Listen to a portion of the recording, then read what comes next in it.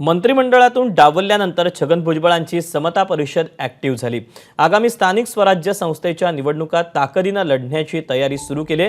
मराठवाड्यातील प्रत्येक जिल्ह्यात गाव तिथे समता परिषदेची शाखा आणि घर तिथे समता सैनिक तयार करण्याची रणनीती आखल्याची माहिती आहे। धाराशिवसह मराठवाड्यातील 8ही जिल्ह्यात आढावा बैठका घेण्यात आली।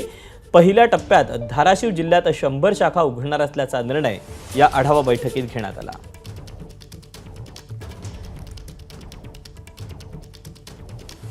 काही कार्यकर्त्यांना पाठबळ देण्यासाठी, त्यांच्या निवडणुकीच्या माध्यमातून त्यांची रणनीती ठरवण्यासाठी आणि ओबीसी संघटन बांधण्यासाठी आमची आज बैठक प्रामुख्याने आयोजित केलेली होती।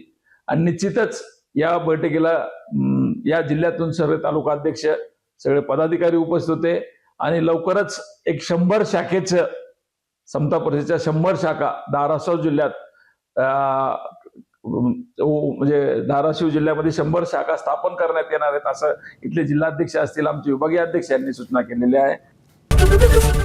एबीपी माझा, उघडा डोळे बघा नीट।